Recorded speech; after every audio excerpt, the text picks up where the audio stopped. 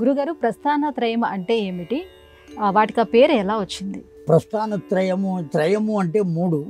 ప్రస్థానము అంటే చేరుకోవలసిన చోటు అని అర్థం.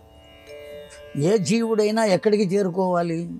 భగవంతుని వద్దకే చేరుకోవాలి. భగవంతుని వద్దకే చేరుకోవాలా, ఇంకెవరూ లేరా అనేటువంటి ప్రశ్న ఉండకూడదు. ఒకవేళ వచ్చిన ప్రశాంతమైనటువంటి స్థితి ఎక్కడ ఉంటుందో అక్కడికి చేరుకోవాలి.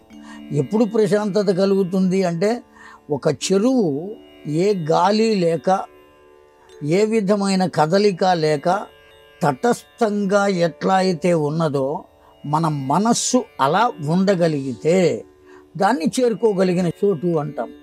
అది ఎక్కడ దొరుకుతుంది అంటే కేవలం భగవత్ సన్నిధానంలో దొరుకుతుంది తప్ప ఇంకొక చోట ఉండే అవకాశమే లేదు.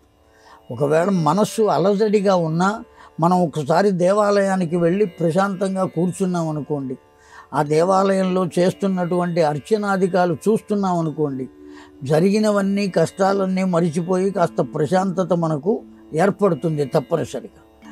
అటువంటి ప్రశాంతత ఎక్కడ కలుగుతుందంటే అక్కడ కలుగుతుంది. అందుకని దాన్ని ప్రస్థానము అన్నారు. అందుకనే మనిషి వెళ్ళిపోయిన తర్వాత కూడా తీసుకెళ్లే వాహనానికి మహాప్రస్థానము అని పేరు పెడుతున్నారు ఇప్పుడు. ప్రస్థానం చేరుకోవలసిన చోటు. ప్రస్థానత్రయము, ఆ చేరుకోవలసిన చోటుకి మనల్ని తీసుకువెళ్ళగలిగిన గ్రంథాలు 3 ఉన్నాయి. ఒకటి ఉపనిషత్తులు, రెండవది భగవద్గీత, మూడవది బ్రహ్మసూత్రములు.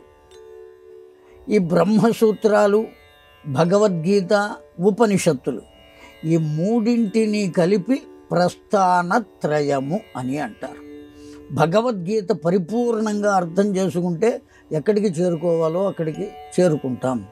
తరువాత బ్రహ్మసూత్రాలు అధ్యయనం చేస్తే అక్కడి నుంచి ఇంకా ముందుకు చేరుకుంటాం.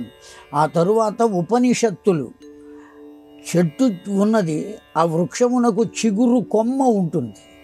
ఆ చిగురు కొమ్మ చివర ఉండేది అత్యంత లేతగా ఉంటుంది, అక్కడికి ఎవరు చేరుకోలేరు.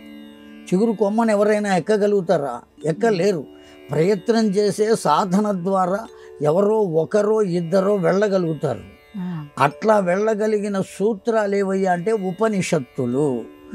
అందుకనే దానికి ఉపనిషత్తులు అని పేరు. వాటికి నిషదః అంటే కూర్చుండబెట్టుట. ఎక్కడ కూర్చుండబెట్టుట? ఉపనిషదః. ఉప అంటే సమీపే, దగ్గరగా కూర్చుండబెట్టుట. ఎవరి దగ్గరగా కూర్చుండబెట్టుట? భగవంతునికి దగ్గరగా కూర్చుండబెట్టుట. అందుకని వాటికి ఉపనిషత్తులు అని పేరు. ఆ భగవంతుని దగ్గరగా కూర్చోబెట్టగలిగినటువంటి స్థితి కలిగిన మంత్రములు అవి. ఆ మంత్రాలకన్నిటికీ ఉపనిషత్తులు అని పేరు. ఈ మూడింటిని గనక ఎవరైతే చేరుకోగలుగుతారో, తెలుసుకోగలుగుతారో, అధ్యయనం చేయగలుగుతారో, అనుసరించగలుగుతారో వాళ్ళు అక్కడికి చేరుకుంటారు. అక్కడికి చేర్చే సాధనాలు గనుక వీటిని ప్రస్థానత్రయము అని పిలిచారు. భగవద్గీత, బ్రహ్మసూత్రములు, ఉపనిషత్తులు ఈ మూడింటిని ప్రస్థానత్రయం అని పిలిచారు. శంకర భగవత్పాదుల వారు, జగద్గురువులైన శంకరుల వారు ఈ మూడింటికి భాష్యాన్ని చెప్పారు. వాటిల్నే ప్రస్థానత్రయము అని పిలుస్తారు.